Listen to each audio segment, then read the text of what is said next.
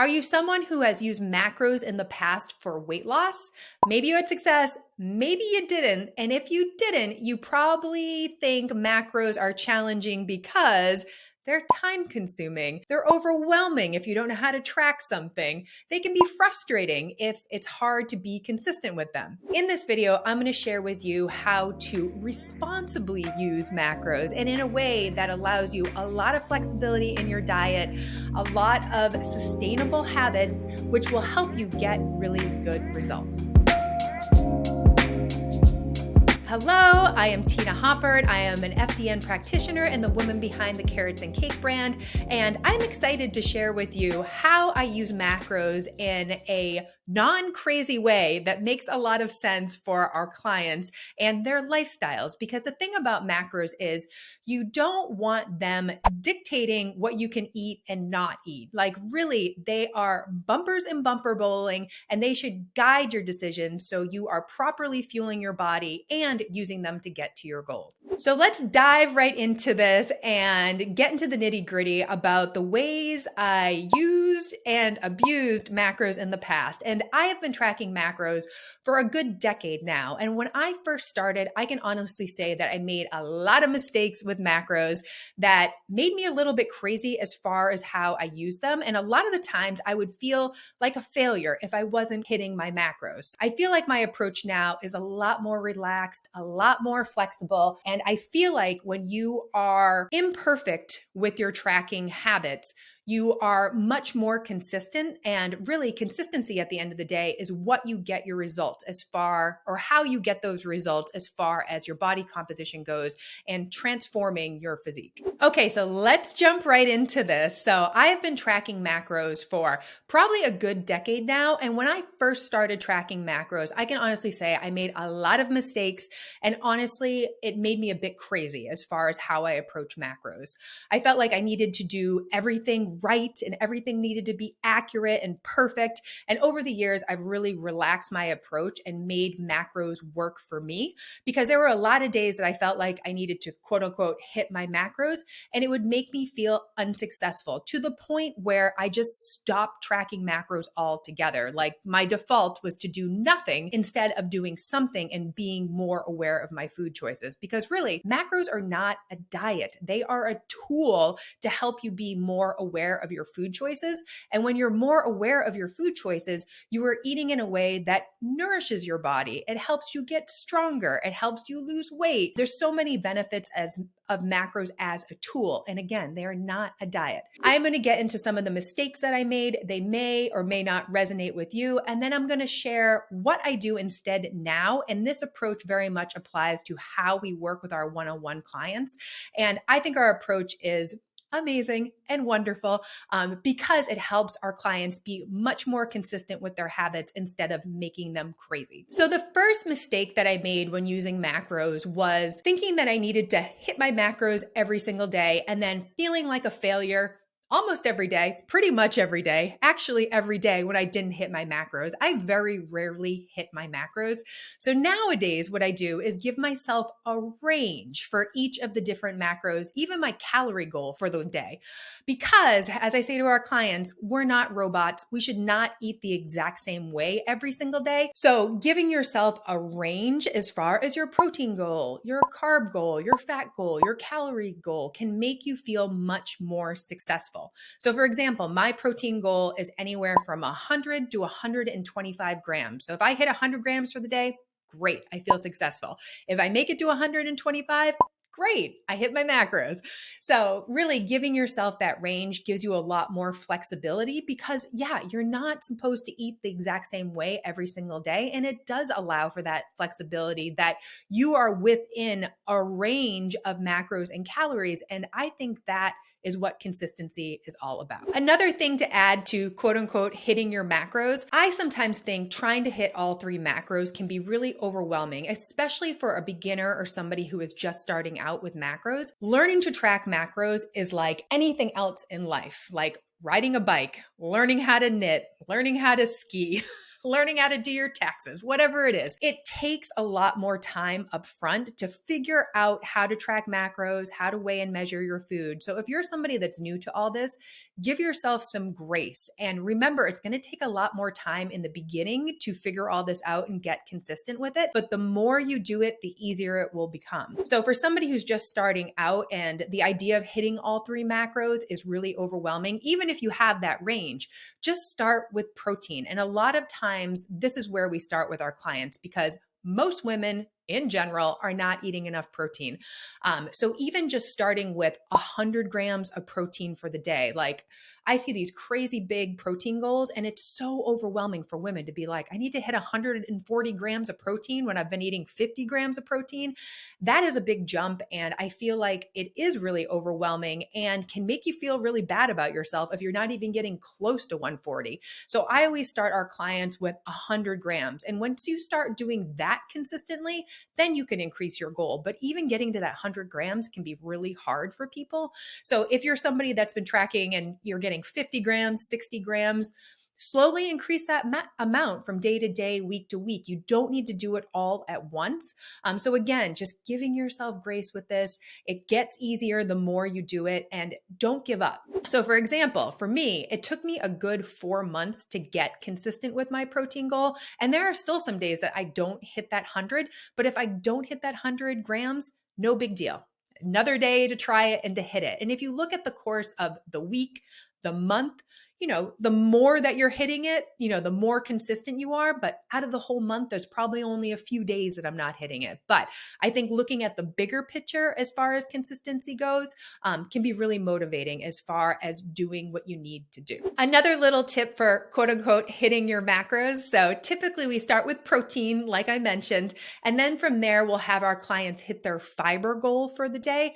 And I feel like a lot of people don't pay attention to fiber, but it is really important as far as our overall health goes, our gut health, feeling full and satisfied. And when you're eating enough fiber, you are most likely choosing a lot of whole foods, because if you want fiber from whole foods, not like a powder or a supplement or something like that, it comes from fruits and vegetables, from beans, from lentils, from grains. So when you are focusing on that fiber goal, you are most likely eating a lot of whole foods. And ultimately, I think that's the best way to get healthy and lose weight in the long run. So just to recap as far as hitting your macros goes. So number one, give yourself a range as far as your protein, carb, and fat goal goes, as well as your calories for the day. It'll make you feel more successful, and that will help you be more consistent. Number two, focus on getting enough protein. Start with 100 grams per day. Don't feel like you need to have some crazy huge protein goal. Just start with getting 100 grams consistently. And number three, once you nail that protein goal consistently, work on fiber and aim for 25 grams or more per day. And that will ensure that you are eating lots of whole foods and lots of good stuff for your body. So the next mistake I made when using macros when I was a beginner was feeling overwhelmed by certain situations and certain foods and recipes that I consumed. And my default was doing nothing. So I would just not track it. And I feel like when you don't track it, you don't know what you're consuming. You're not aware of your food choices.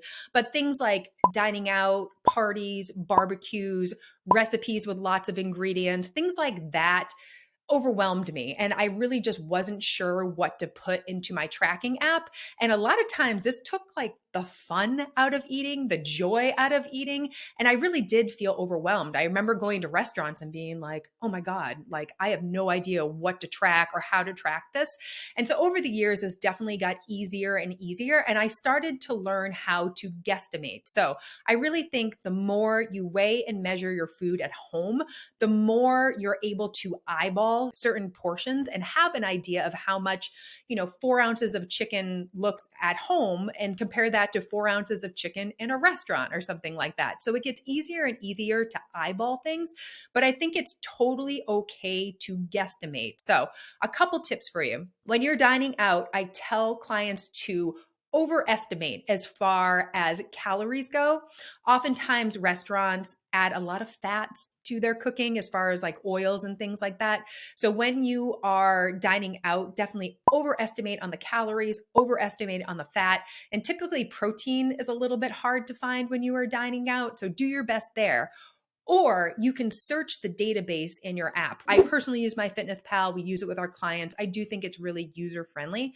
So what I often tell them is when they are searching the database, when they're dining out or they're creating a recipe at home or they're going to a barbecue or a party or something like that, when you search that database, don't pick the highest calorie option. Don't pick the lowest calorie option. Pick one that's in the middle. I think that's a good way to figure out what you are consuming and how to enter it into your app. So for example, you go out, you get a chicken Caesar salad. Go to the app, don't pick the highest one that's like, I don't know, 1,000 calories or something like that. Don't pick the one that's 200 calories because we know that salad's probably not 200 calories. Pick the one that's in the middle that's maybe like 500 or 600 calories because with a restaurant salad, it could be loaded with tons of dressing and fat and things like that. But pick one somewhere in the middle. I feel like entering something is better than nothing because when you look at your whole day, you're going to be much more aware of your food choices and how that dining out meal fit into everything else. It doesn't need to be perfect. I think doing something is better than nothing. The next mistake I made when first using macros is that I ate a lot of weird combinations of foods and a lot of weird foods in general just to quote unquote hit my macros. And in some cases, this might be okay. Like if you have a very specific goal in mind, sure, maybe you're eating different things to get to that goal. But as somebody who basically lives her life in maintenance. I don't do too many diets anymore, maybe once a year. I don't think macros should dictate how you eat. And I mean, I was definitely that person that I wanted to hit my protein goal at the end of the day, and I was like 50 grams short or something like that. So I would eat like a bowl of egg whites at the end of the night, or I would mix cottage cheese with Greek yogurt and protein powder, like just some like really weird combinations of food. And it just didn't make sense for the long run. And I talk to clients all the time. They're just like, I feel like all I'm eating is chicken breast and salads and things like that. And I really think macros should be like bumpers in bumper bowling. They're just guiding your choices. They're not dictating what you should be eating exactly. And I think the more you use them, the more you realize that you can eat however you want that makes sense for you. And the macros just push you in the direction to get more protein or get more fiber.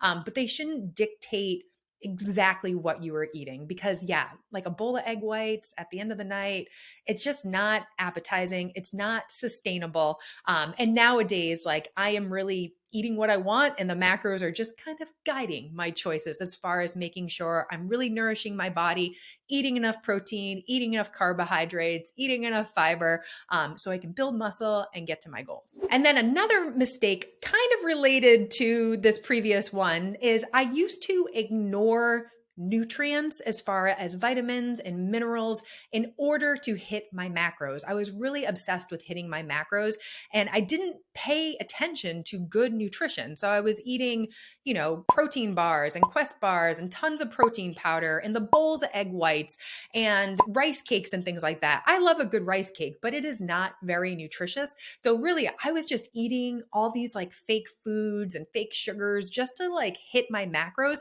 but I was missing out on a lot of the nutrients. And I think my approach now is filling up my diet with tons of whole foods. I very much have an 80-20 approach in this carrots and cake world. So 80% of the time I am eating nutritious whole foods that are nourishing and have lots of vitamins and minerals. And then the 20% is the fun foods like the cookies and the glass of wine and the nachos or whatever I want to eat. But in the past, I really was filling my diet with a lot of junk just to hit those macros. But when you think about it, it doesn't really make a lot of sense as far as nourishing your body. And I have very much changed my tune with that. One more point to make with that last mistake as far as ignoring nutrients to hit my macros. A lot of times, what I was doing is just looking for low calorie food to fill up my diet. And really, those low calorie foods, a lot of times they were low in nutrition. So if you're somebody that's in this boat, doing a lot of these diet, low calorie foods, I'm encouraging you to look more towards foods that really nourish your body and fuel your body properly, because you're going to feel better. Your body is going to be healthier. And honestly, I think when your body is in a healthy place, it is much easier to lose weight. So another mistake I made when I first started tracking macros was fearing carbohydrates and having like a really weird relationship with carbohydrates. So I definitely came from the fruit has too much sugar or fruit has too many carbohydrates, and I would avoid fruit, which is so crazy now because now I know just how nutritious fruit is for you. It's got fiber, antioxidants, it's easy to digest. There's so many good things about fruit as far as using it as an energy source. But the only time I would ever hit my carb goal was when I was eating junk and drinking wine. I just was going towards these carbohydrates that were like cookies and baked goods and wine and just like not the healthiest carbohydrates, and not looking towards those, low glycemic carbohydrates are the ones that have fiber in them. And not to say those are the only carbohydrates you should ever consume. I mean, this is carrots and cake world. I consume all sorts of carbohydrates. But I just think now when I'm focused on hitting my carb goal, it is from whole food sources. I'm eating a lot more fruit and squashes and starches and potatoes and rice, and just good quality food, as opposed to a lot of those like protein cookies and wine and too much alcohol. So I've just really changed my relationship with carbohydrates. And finally, I think one of the biggest mistakes I made when I first started tracking macros was giving up too soon on them. So as a beginner, I definitely found them time consuming, overwhelming. Like I was saying, like my default was doing nothing, or I would track breakfast and lunch and then just kind of lose it late in the day because I didn't know how to track things, or I went out to dinner or something like that.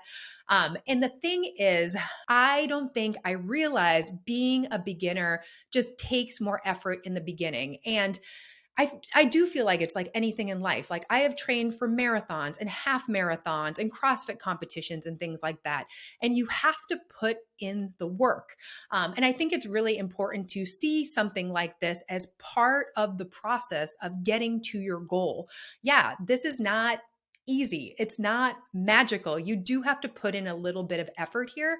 And I think a great analogy is if, you are making a recipe and there are all these ingredients that go into it, I think it's really important to know what is going into your body so you get the outcome that you want as far as that recipe turning out right. So I think macros is part of this physique change process.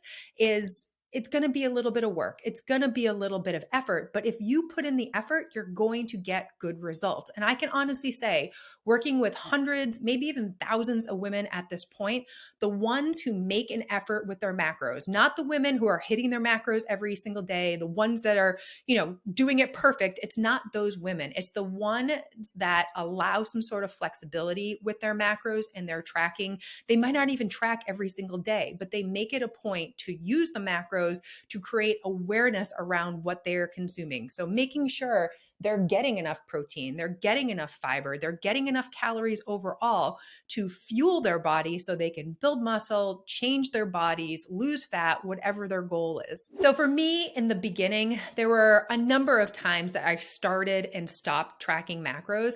And like I was saying, I felt overwhelmed and I just didn't do anything. Like the default was not to track anything. And I didn't practice enough. I mean, it was hard in the beginning, but over time it got easier and easier and I got much quicker with it. But I just think about like talking to my son. He plays baseball, he plays basketball, he does jujitsu. And sometimes he does get frustrated that he's not quote unquote the best at it or he can't do certain things.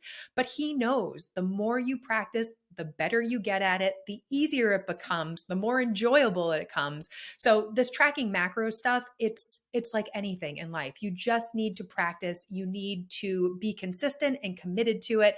And if you can do the things as far as the tracking goes, you will get results. And then just a couple quick points to make here at the end. So the thing about macros is I don't think you need to use them forever and always. I think they are a really good teaching tool to teach you about your food choices, the types of foods you're eating, what you're eating or not eating, when you're eating certain things, what happens on the weekends, what happens at night. So I think it's really good data for you. And as I always say to my clients, like if you don't know what you're consuming or how much you're consuming, you can't make changes to it. You can't make improvements. So I think it's really important for somebody just starting out, they're just starting a health journey, a weight loss journey, or you have a specific goal in mind. You want to lose weight for your wedding, or you're going on vacation, or you're in your 40s and know you need to build muscle. There's a lot of reasons to use macros to get to your goals, to make sure you're eating what you need to eat. But at the same time, I don't think you need to track macros forever and always. I mean, personally, I spend 90% of my life in maintenance. A lot of our clients spend time in maintenance too. And as I always joke about, like, I don't want to be a grandma in my 80s or 90s still tracking macros.